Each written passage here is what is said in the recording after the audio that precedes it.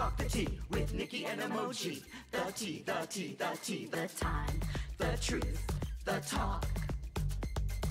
Feel the night pain.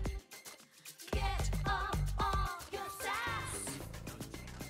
Queens ring the party. Get up off your sass. This is the tea. And now, Burlington's own darling TV queens, straight from the heart of the Queen City, Emoji Nightmare and Nikki Champagne! This is the tea. Happy 4th of July and welcome to The Tea, two queens bringing together arts and activism. I'm Nikki Champagne. And I'm Emoji Nightmare. Today we have two guests on the show, local artist Nicole Christman. And the communications director for Rights and Democracy, Shay Totten. It's going to be a fun show today. It's going to be great. I saw Shay, as one does, at the victory party this week for Ali Dieng. Yeah, what an exciting victory, by the way. So exciting. Hopefully, I'm sure we'll ask Shay about it and he'll talk a little bit more about that campaign, but it was a great campaign, an awesome party up in the North End, Ward 7.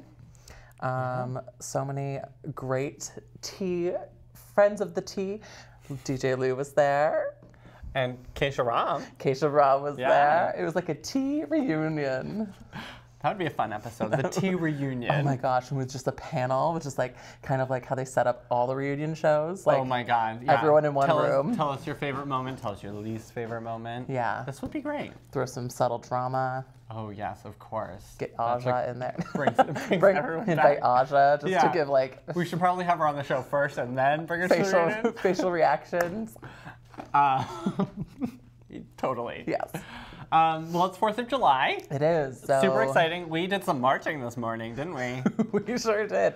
We were out in Cambridge, Vermont, my hometown, walking in the 4th of July parade. And I was your cowboy. And I was a fairy. Go figure. Wow. Weird. How surprising. Yeah. I'm sure I made my parents proud. The town crossdresser was proudly marching down Yes, I those was streets. fluttering. I had my fairy wings. It was cute. I was so excited to see all 5 members of Cambridge come out. It was great. Such a cheering squad. It was Short Nicole's- walk, brisk walk. Shut up. It was Nicole's first time hanging out. Well, no, you weren't there in the spring, but I've been there before. It was your first time in the daylight. Right. It was the first time that I got to see people, and there were so many beautiful faces. Yes. I even got to see your silos, Yes. which were beautiful. Thanks. An amazing project. Hashtag Silo Project VT. Yes, this is our hashtag episode. So many hashtags. We're so excited to talk about all of our hashtags coming up. Yes. So hashtag July 4th. How are you spending it? Watching the tea, I'm sure. Yeah, Right? I mean, this is the way that you should be spending your 4th of July. How patriotic, supporting local amazingness. Sure. Yeah. Sure. And vegan sausages. No, we And won't. no vegan sausage No this vegan time. sausage. Please and thank you. Well, this Friday we have an exciting event, and it's not as exciting as the birth of America, but it's pretty close. Yeah, we're bringing back First Friday. It's a And- rebirth. Rebirth. And well needed. I've always loved First Friday. And you've also given birth before on stage, so I this have. is Maybe I'll bring it back for First Friday. we could do that. Oh my goodness. I'll bring my Jesus garbs. I'm I kind of rocking subtle Jesus right now. Femme Jesus. Is that what you're going for? Femme Jesus? Femme. Femme Jesus realness. Femme Jesus. Hashtag Femme Jesus realness. Well, enough of this Jesus talk. We are Jesus. super. H Christ. What do we have next? We are super excited for our first guest of the day, local artist Nicole Christman.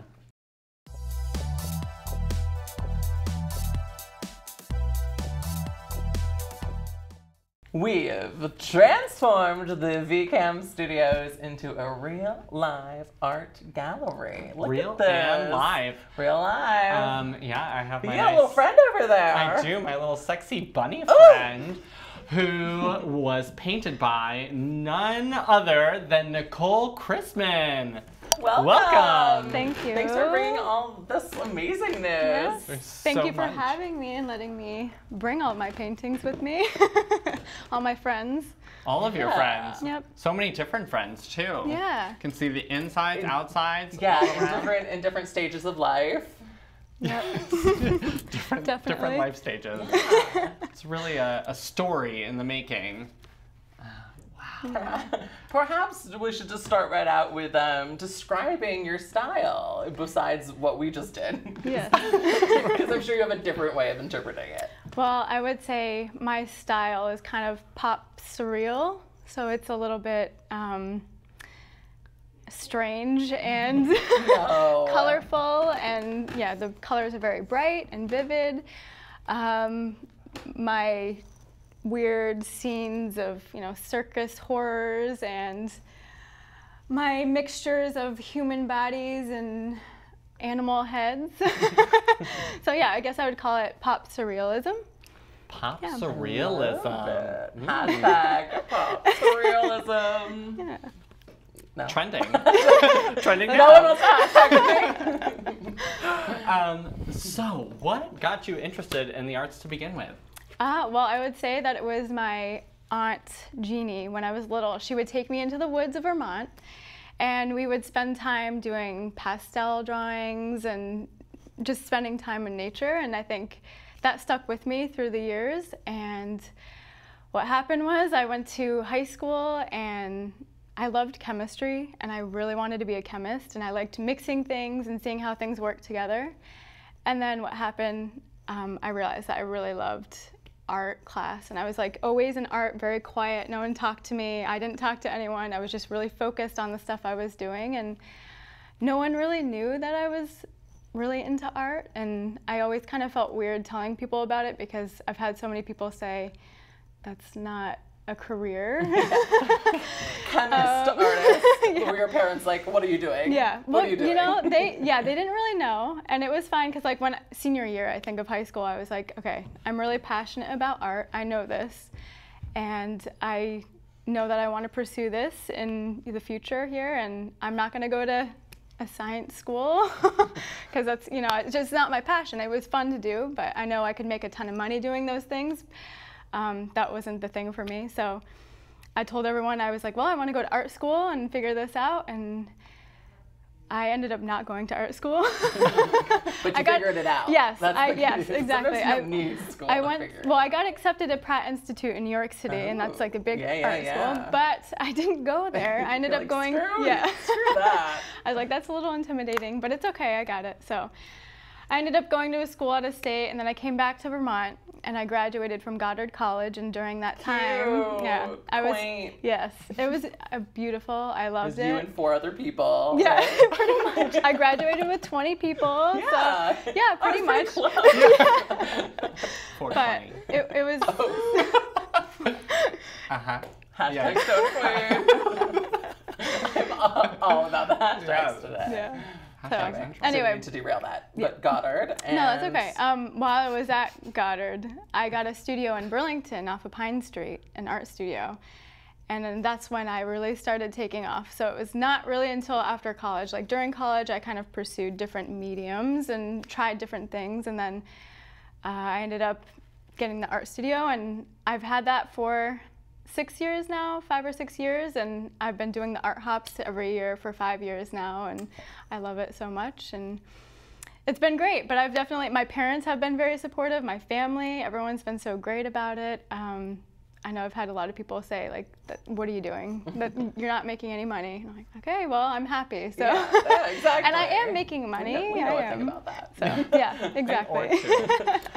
So you grew up in Vermont, or did just I Aunt did. Jeannie? Okay. No, I grew up, I was born in Burlington. Oh, cute. Yeah, yep. I spent a good amount of my childhood in New Jersey, and I did do 1 year of college in Connecticut, but other than that, like I've spent a majority of my time in Vermont. Nice. Yeah. Amazing.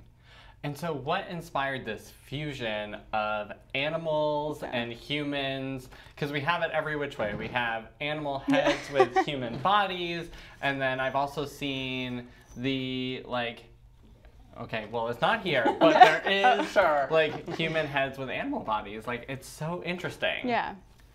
Yeah. Well, I think through my art, I try to explore different things like our human connection to nature, and I spend a lot of time outside hiking and trail running.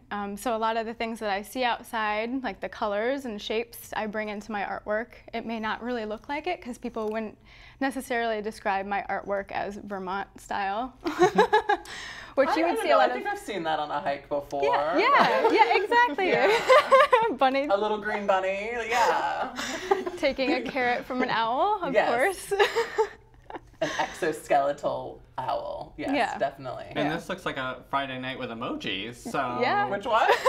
the one Cocktails with and what, a lemon or an orb? Yeah. What is It could be A whatever sun? you It want could it to be. It's anything. a sun, but you It's a can sun. let it. Interpretation. Yes, exactly. It's up to the viewer. Yeah. I don't know. I see food and everything. some nice citrus with Well, your there's drink. a cherry. Yeah. I don't know. Jeez. Okay, so speaking of the art hop, you were selected by Magic Hat Oh, for yeah. like a beer can Yeah, label it was- design? What beer? I don't know. A beer can label? Yeah. Yeah. Beer bottle. I don't even know. Whatever. It's okay. Just take it away. Yes. Tell me about it. In 2014, I was selected as one of the 5 artists in the Art Hop Ale Labels for Libations contest for Magic Hat. And during Art Hop, they have a time for everyone to come in and vote for their favorite label design, and I was chosen. You won? Yes, I won. Ooh. It was really awesome. So in 2015, I was able to show my artwork in the Magic Hat Artifactory. Artifactory. Yes. And yeah, my labels were on the bottles, and it was nationwide. Distributed? Yeah. No way. That's Yeah, amazing. it was really cool. So it was a great opportunity, and I had a lot of people reach out to me because of it. And yeah, it was amazing. I love that. And I sold a lot during the Magic Hat show. I think my stuff really fit into that. Yeah, it does kind really of remind me well. of their labels in general. Yeah. Like very whimsical Yeah. and like, well, not really, but sort of. I Yeah. guess. Yeah. And that's Very pop surrealist. Yes. hashtag pop Hashtag, yeah. We and know all the terms now. Right, we're art experts. Good. And when we were talking before, that wasn't the first time that you put in a drawing for the Art Hop No, yeah. Ale contest, right? No, I had done it like for the first year that they were even offering it, and I don't think they even looked at it. No, they looked at it, but it just wasn't up to par. And I think, you know, I saw the next year who won, and I was able to kind of change my style, because what I did was went in and just did it all by hand. And obviously, like label designs, you want a little bit of graphic mixed with hand drawn, and so that's what I did for that, and I won. So Yeah. your label was actually a mixture of a hand drawing Yeah. with some like graphic, Yeah. computerized, I don't know how to do Yeah. art things. Yeah, well, I hand drew it and then With put it into hashtag art Photoshop. things. Yeah. Hashtag art things. Oh my god, too many So. hashtags, I can't handle this. They're all going to be on the screen too. Oh, it's gonna be like a scroll feed of everything. It's gonna be Keep up with our hashtags. We know you're all watching live. Oh my god. So anyway. so you hand drew and then you added the color digitally. Yes. Photoshop. Yep, in Photoshop. And Awesome. that seemed to make it kind of clean, more clean, what they were looking for Yeah, a that's label. what Rachel Lindsay does for her comic strips. Interesting. Oh, You had nice. Rachel on the show a few Yeah. weeks ago. Yeah. These are great. So you also instruct? Yes, I'm an art instructor as well, so I try to inspire young minds. In your studio, or do you do it Well, I do somewhere? private lessons, but I also, I'm a K through 6 art teacher at a private school in Shelburne, so yeah. So teaching the Inspire- youth of the world Yeah. all about art. Yeah, I try to get them inspired and to appreciate art and understand that bet they love it's you. yeah, I love them. They're so great. It's a lot of fun. So it helps me to kind of, they give me ideas as well. So it comes from dreams, from nature, from kids, and they seem to like my stuff because it's very bright and vibrant. So yeah. So is there a difference between the art that you produce and the art that you're instructing youth about? A little bit. Just a slight difference. Yeah, I definitely don't want to creep them out because, you know, their ages, they're a little bit young, but they do know that I like more of the creepy stuff. And, you know, I teach them the basics, and then I also have them do what they feel is good, because I think that's what is most important about art, is that you feel good making it. It's not about how it looks at the end. It's about the process and about, you know, just, the whole process. And I enjoy it. It's very therapeutic. And so I try to have the kids make sure that they realize that like it's therapeutic, it's okay if it's not perfect, it's not supposed to be perfect. So. It's why adult coloring books are on a Yeah, On a it's surge true. right now, They're on yeah. It's Hashtag true. it to not. Yeah. Oh my God. I'm just kidding. Yeah. But yeah, because it's like, it's one of those things. It's an escape Yeah, it from is. your everyday reality. Yep, definitely. These are my dream worlds. Yeah. So these are, as you were saying, you dream them up. So Yeah, I mean, most of them. kind of creepy, gotta Yeah, say. I know. Are you kidding? Look at that. Yeah, that one's definitely. That looks like me on Friday night. An elephant. Peek out behind the curtain. Oh. Yeah. Oh no, that's creepy. Oh my Yeah. goodness. I've been That known is- to be a clown a time or two. Clown in a gown. Hashtag. I have to stop. I Yeah. have to stop. I mean, they're kind of creepy while Yeah. also bringing in this fun, vibrant vibe. Yeah. So is that how you dream them up? Is it super colorful in your dreams? Yeah, Or it depends. Sometimes, like, Yeah, I what do you see do to get shapes. these I don't dreams? know. What It's is- crazy. I don't know. I do not know. Okay. But it's funny though, because if I don't like get them out on a paper, I don't know. I get like angry. Like I turn into a weird. I don't know. Just Oh. angry and like do I you- just need to get it out. It's Do like you a stress keep- relief. Do you keep know. something by your bed? Yes, I Yeah. do. I Like do. songwriters do that. Yeah. You hear like, I just keep a journal Yep. just to like any thoughts that. Yeah. Yeah. I do. And it's, so it comes from dreams, but also, looking around, communicating with people around me. Like if they say something, it like pops in my head. I'm like, that would be such a cool painting, or, social issues, just different things, femininity and kind of female physique. So bringing those things in and yeah. So where can folks see your art hop? Yes, Art Hop at my studio off of Pine Street on Howard Street. Okay. It's right across from dealer.com, like in the alley. It's called Green Door Studio. Perfect. Yeah, and everyone should go to Art Hop because it's amazing and it's so fun, and there's just so many people and so many artists, so many amazing artists around here that are just kind of tucked away in these little gem studios that no one really knows about. So. Are you doing any other shows through the summer? Not that I know of quite yet. I'm in the works. I just moved, and so things are kind of, the only stable thing right now is my art studio. Yeah. Fall back on if you need to the Yeah, place. And will these pieces be shown at that? Yeah, if they're not sold before then, so Oh. they definitely will be. And folks can take a look. Do you have a website or do you just use I do. Instagram? Both. Well, I have Instagram and I do have a website. It's chimeracreative.net. It's We'll try to yeah. put that down here. Yeah. You're creative. Chimera Creative. And on Instagram, it's Nicole Christman Art. perfect. Yes. Well, thank you. We've got to do some cleaning up here. Yes. We sorry. do. It was If so we don't great. just buy them all up Yeah. right Yes, off the bat. all That'd of be our VCAM money, we're just going to Yeah, all of all our the dollars we're reaping. Yeah, from our very famous show that I'll everyone talks I'll about. tell the staff that their page is going to cut. This is the help. Yeah. Anyway, Awesome. thank you so much Thank for you. being here and schlepping all this in. Yes, of and, course. yeah, Thank perfect. you. I really appreciate it. So we are going to clean all of this up and then we'll be right back with our next guest.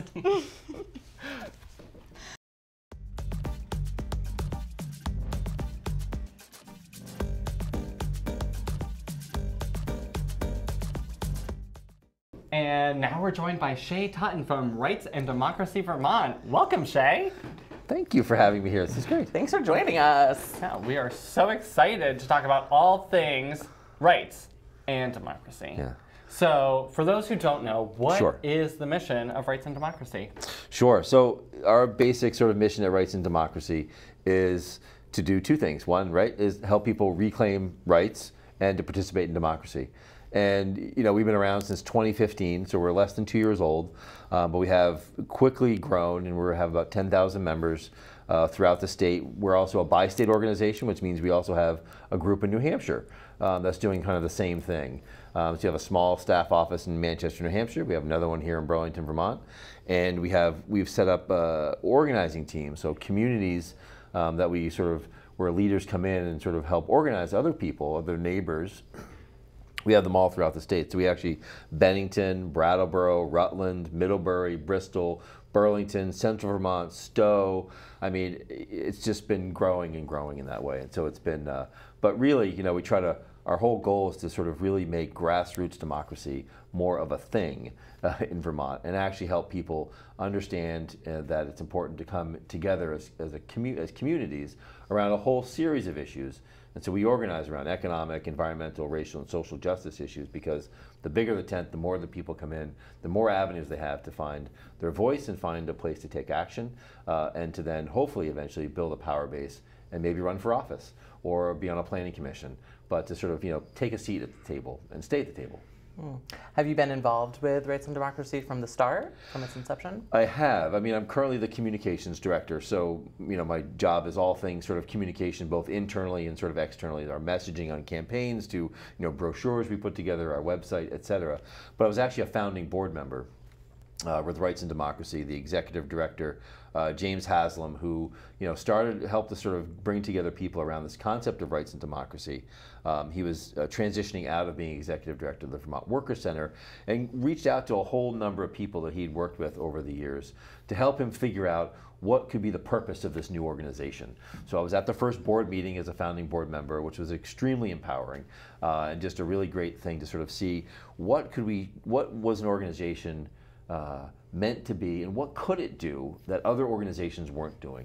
And, you know, for a lot of us who have been, you know, working, you know, either as citizens or with myself in media for a long time and helping to lift up other people's voices, the main thing we thought was missing was an organization that was more unifying, something that really brought everybody together under these sort of core issues that we sort of, in these sort of shared values that we often have on these individual siloed issues, whether it was you know, from, you know, gay marriage to, you know, environment, you know, renewable energy. I mean, there's some shared community values that we have on making the world a better place and safer, and for everyone to come together.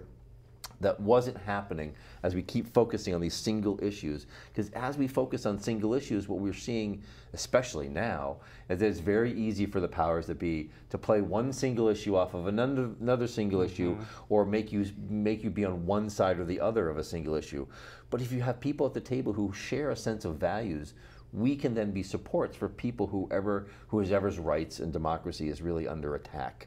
And because then we can all sort of fall in behind. So whether it's Black Lives Matter or whether it's transgender rights, you know, and I come at this from a parent perspective too, where, you know, I wanted to make sure that there were other members of my Rights and Democracy team marching with me and my family, during Trans Visibility Day, you know, or showing up at Pride. I mean, these are the things that we bring to values, you know, to the table that we do, and it informs, and it shows that as we do this together, you know, the more power we have, you know. And, you know, our theme in Rights and Democracy, like, we think of power as organized people and organized money, because we do have a political system, you know, and a system that really, you know, we're trying to build a membership base that helps to sort of fuel it, kind of like what Bernie's campaign did, you know, the sort of people-driven power that both is on the finance side, but also on the organizing side, because it matters. You know, we do always have the slogan where it says, "Together we win," because it's true. You know, and that's what we need. We need more people coming together, not sitting and worrying about their own little piece, because as we've seen, that doesn't help us get anywhere. So you're kind of working are you working to endorse candidates, or? Yes. So I know I saw you at Ali Dieng's victory party with Jeffrey. Yes. And so what was to put it to something real and tangible in the media today? Yeah. What was your role in Ali's, you know, campaign? Sure. So, you know, here's a great example of just sort of, and this is how a great example of Ali's campaign was just how there's a couple things at play here. One, like me, Ali was a founding board member, you know, at Rights and Democracy. He's been involved in Rights and Democracy since the beginning. You know, he's saying, you know, but I've known more Ali not through that, but actually through his work in the schools.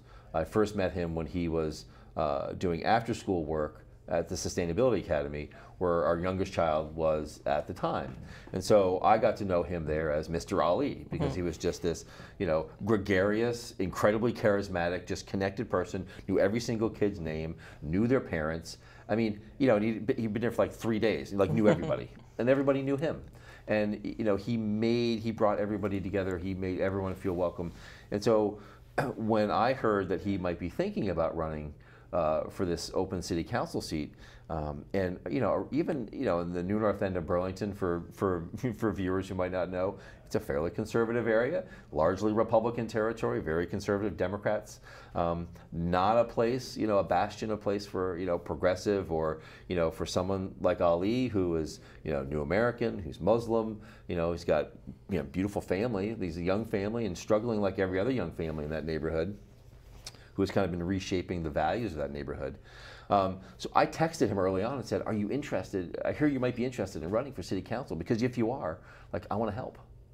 And that's what it came down to. It wasn't rights and democracy. It was sort of me saying, "I want to help. I want to volunteer, and I know I can get other volunteers for you." And so Rights and Democracy eventually endorsed him, and we do that as well. And part of our role is not just in nonprofit world. We have a C3, which is a tax-deductible nonprofit that takes in money to do education work. We're also a C4, and C4 allows us to do political work. And so we do endorse candidates. We have an entire process where we have candidates fill out a questionnaire.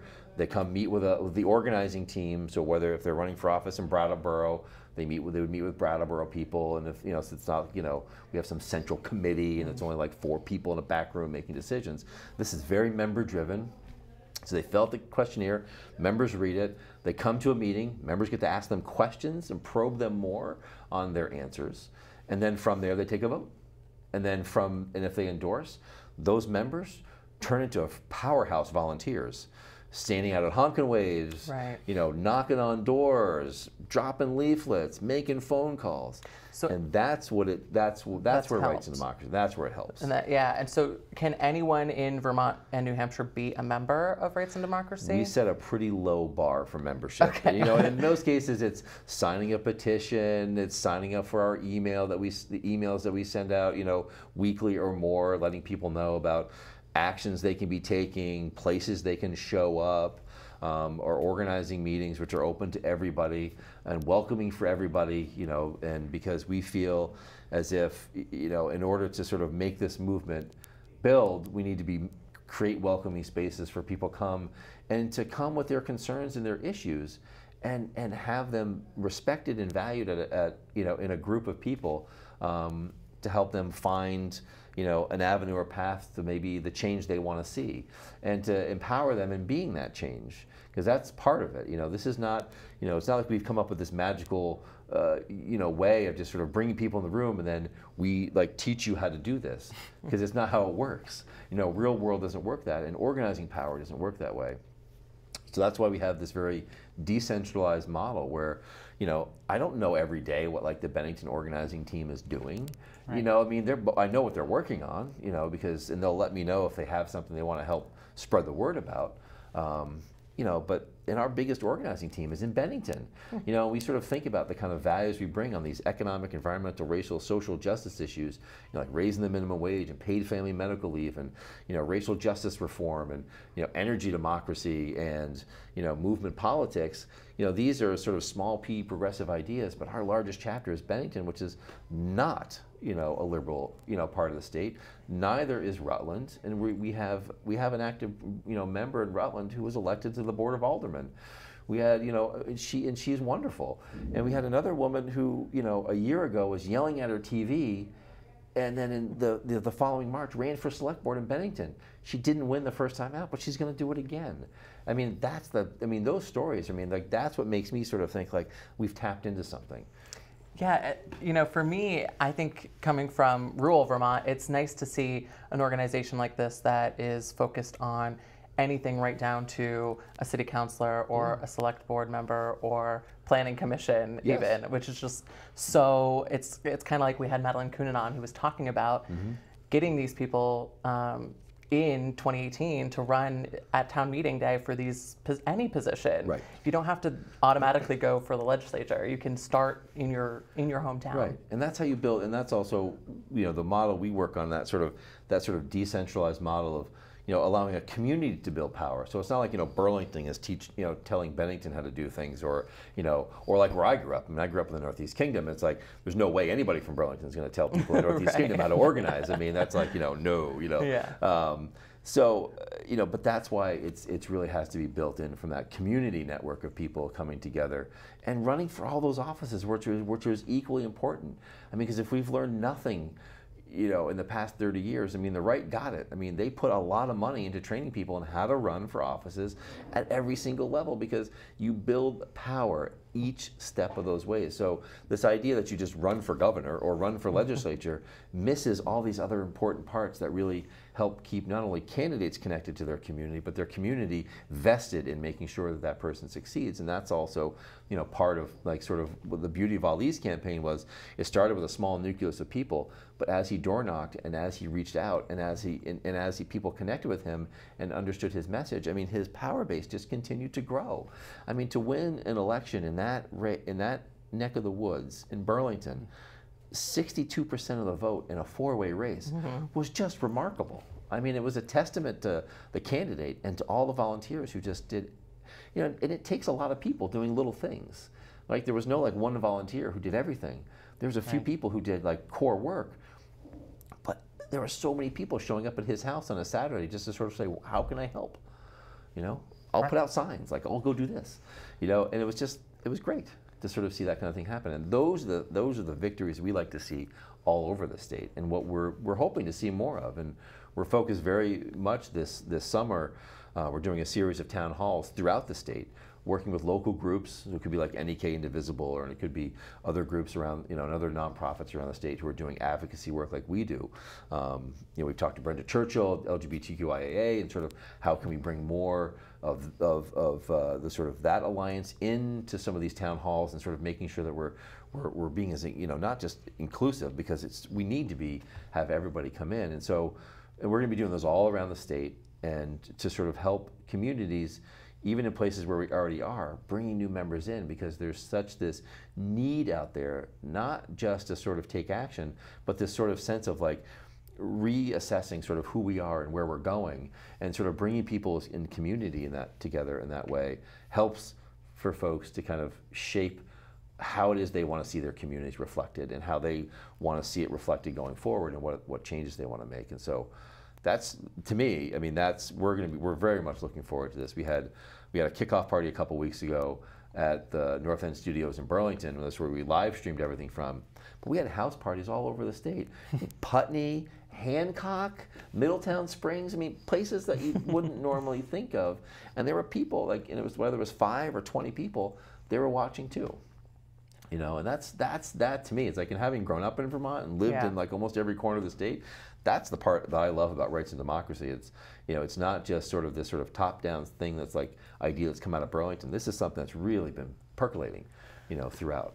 So rights and democracy sounds like a true like community organizing organization. Yep. So you are just focusing on the smaller communities and then coming together as one large statewide, bi-statewide community. Yeah, exactly. And we've been very involved in some of these like bigger organizing events. I mean, Elise Greaves, who's our lead organizer, and Katie McCarty, who is our our development director and does some of our admin work. I mean, they were two very strong women leaders who were part of organizing the Women's March in Montpelier, which 20,000 people. I mean, shut down the interstate. I mean, we organized that. We were, Elise was also part of the group that helped organize the climate rally that happened. That was also sort of like the solidarity rally.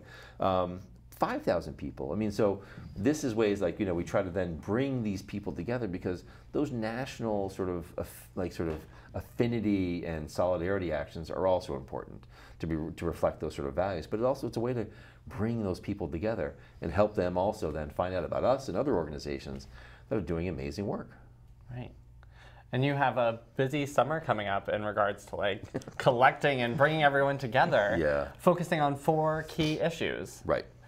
So that includes like economic justice, healthcare justice, environmental justice, and movement politics. That seems like a big list to tackle. It is. It's huge. It's why we need all these members, because, we're a small staff. This is not, we help do a lot of support work, but really, it's member leaders are the ones who are really take this and run with it. Whether it's, fighting for raising the minimum wage or paid family medical leave. I mean, our goal is to kind of help, find the conduits for them to get, in front of a lawmaker, and testify at the legislature, speak out in public, write letters to the editor, op-ed pieces.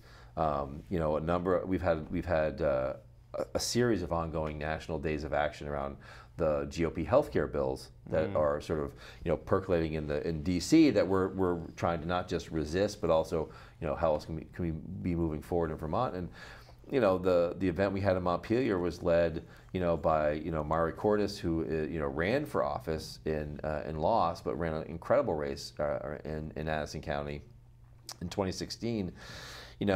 She was the MC and the leader of that. I mean, she's not a staff member, but she is a member leader who is very vested in healthcare justice. She was also last week. Got arrested in D.C. She was one of the 40 protesters who was arrested in Senator Marco Rubio's office. She got arrested in nursing scrubs, protesting this bill and asking for more hearings and asking for this to stop. So, that's where this stuff happens. So we, and the way we find too is in these communities, like, all of those issues, whether it's raising the minimum wage, whether it's paid family medical leave, whether it's energy democracy, which is about moving forward with renewable energy, but allowing more communities to both own and manage those natural resources. So it's not just the power is not flowing somewhere else, and the money is not flowing somewhere else. It's all staying here locally. And then movement politics, which we've all talked about. All of that is connected, and I think that's the core thing why we have this sort of multi-issue organization is. There's multiple entry points for people to come together. We don't want anyone to feel as if they couldn't come to a Rights and Democracy meeting because, well, that's not my issue. Well, which issue is it not? Because really, it's about all of them. Right. Right, as you listed. And I think that for us is the most important part. And also, the more that we bring together those people who are working and interested in those individual issues, and the more that we can be seeing how all of them are interconnected, really it helps to sort of reconfigure that sort of shared sense of values that we have, as a state, as communities, and fighting for, for true justice and true change.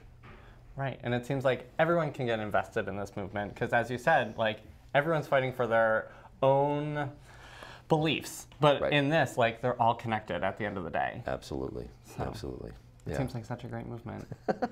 It is, and we're not even 2 years old yet, which I think is, Right. I think a testament to just, we've tapped into something that I think has been missing, both in politics as well as in just in organizing and just how people organize. And it feels like you've been committed to social change for a long time now. Yes. Because before this, you wrote a column in the 7 Days called Fair Game. Correct. And you covered a wide variety of topics Yes. every week. How was that? Like, Yeah. Do you miss it? Sometimes, I'll say I miss it, but I will say, like, with the work I get to do at Rights and Democracy, it was a lot. It's a lot of fun to sort of, in the role I had as a political columnist and as a investigative columnist, it was fun to kind of hold, people in power accountable. Mm-hmm. And really, always remembering my neighbors in the kingdom, like what were the questions they would ask if they were sitting down at, at a table with all of the elected officials from the state. And, keeping that sort of like very sort of, community mindset in everything I did, that sort of working class, mindset. I mean, I, grew up in the kingdom, I was the oldest of three, single mom, like on any program imaginable. I mean, so I get to this point where I have the chance to ask someone in power a question. Like, I don't forget all of that, It's like I don't forget everything that like got me to where I was. And so if someone's out there saying, they want to, cut food stamps or, cut free lunch or cut this, I'm like, so you're telling me that like I didn't deserve any of that. And I know so many people who, were able to get out of whatever they were doing and to go and be who they wanted to be because they had those supports. And so I always took that sort of like social justice component and really did that, So people would say like, oh, like, well, you have a, you take sides. I'm like, yeah, I do. And as a columnist, it was my job to take sides. But I always felt like my job was to take sides with people who were either being shut out, oppressed, or whose voices were being not heard or not listened to and not in the room. And so, that's why I would focus on a whole range of things. And this was before, I've talked about this elsewhere too, but we have 2 openly queer kids and a kid on the autistic spectrum. So it's like, as a parent, you can't ignore those, right? As a human being, you can't ignore those, and it informs everything you do. And I've been that way from the beginning. When I first came on staff, one of the lead organizers, Maria, who's in New Hampshire, she was like, you do all this stuff, and you have these kids, and all these challenges and these things you have to fight for. It's like, how do you do it? I'm like, well, how do you not do it?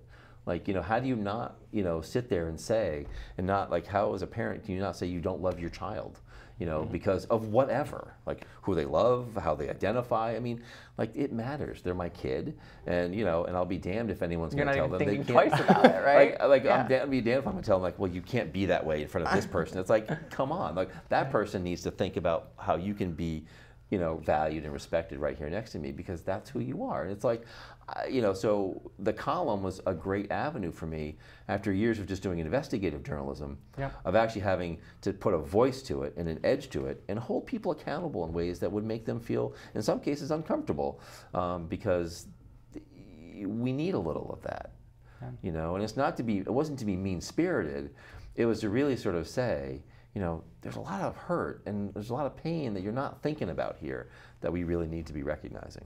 And it feels like change comes out of feeling that uncomfortableness. Yeah. You have to sit in that for a bit before change is actually going to happen. You do, absolutely. And I can say, like, that's, and as and I feel like I'm always doing that. I mean, with kids, and just in general, like, there's always more that I'm willing to make myself feel uncomfortable with, because it's the only way I'm going to move forward on issues for myself, is if I sort of get outside of my comfort zone a little bit more, and moving people outside of that comfort zone and understanding how, all of this stuff is really connected, and it's really, because I think that was always what I was sort of, missing. There was this great reporter in the State House. I mean, it's an old saying, but her motto was, to afflict the comfortable and comfort the afflicted. And I always felt like that was, I got into journalism, from a public service perspective of, like, feeling like I wanted to inform my community. I started writing for, like, the Barton Chronicle when I was in high school, and absolutely just fell in love with being able to go and tell a story that had an impact and, like, informed people about their community. And I really felt like that was just, like, if I'm going to be, if I was going to, study writing, it's like I wasn't going to make my living as, like, a poet, but I could make my living as a journalist and tell stories and inform people about what's going on, and hopefully either spur action or dialogue or whatever it was to kind of keep us, kind of going forward. And so, yeah, so the column was just like, it was really, it was a great way to kind of end, so to speak, my journalistic part of my career, because it just really allowed me to kind of have a platform that was a little bit different than just writing articles. But it's great because I feel like now you're very well connected, probably, yes. I'm sure, and it's probably helped you tremendously with your role at Rights and Democracy. Yeah, absolutely, yeah. And so we'll leave by having you inform our viewers how they can get involved with the organization. Sure. So it's pretty easy. So if you're probably watching this, you're probably in Vermont. So, but you never know. It's the internet. So, right. But if you want to connect with Rights and Democracy in Vermont, it's radvt.org.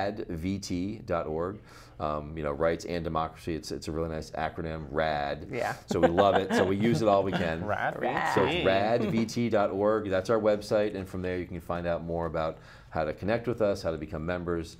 Where our organizing, we list all of our organizing team meetings as events on our website.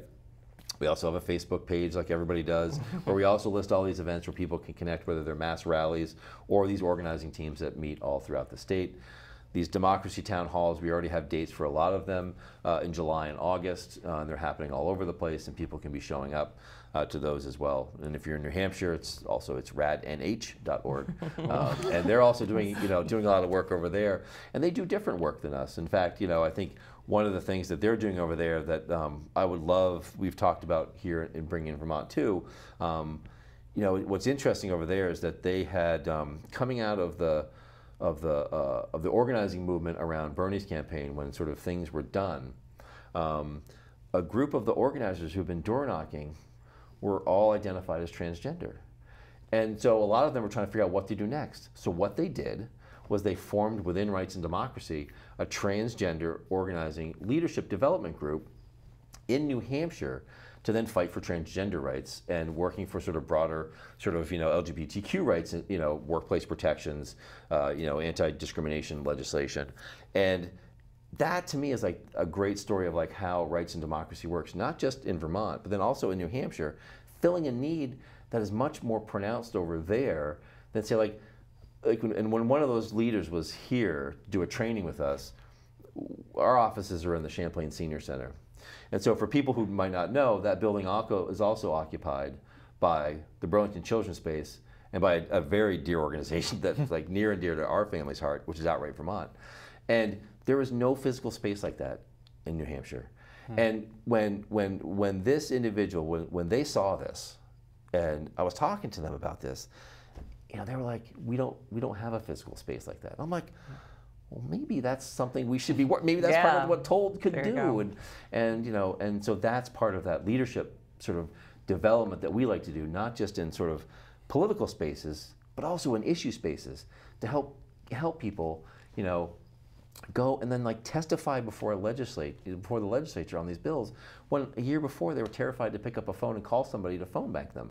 You know, like that kind of path is just incredibly, you know, I love, those are the stories I just love to tell. It's empowering. Because it's empowering and because it's possible. Yeah. You know, and we being the vehicle of that is just, you know, is great. So, you know, I sort of say, so if you're in New Hampshire and if you have friends in New Hampshire, I mean, let them know, because they're doing some amazing work that's not all the same here, because there's amazing groups doing that kind of work here in Vermont. In New Hampshire, it's less so. And so our organizers and sort of the member leaders there figured like, we need to fill that role, because there's nobody here fighting for those rights.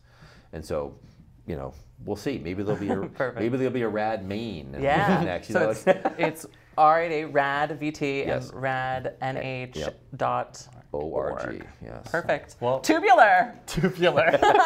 Well, thank you so much for sharing those stories, and thank you so much for joining us today. Thank you so Lovely much. meeting you and having you here. Same here. This is great. Thank you. And thank you to all of our guests who came out to share a wonderful experience. As always, we would love to hear feedback, so go to nightpain.com and tell us how pretty we are. Tell us who you'd like to see. And we'll see you next week, Tuesdays at 7 p.m. on VCAM. Bye. Bye.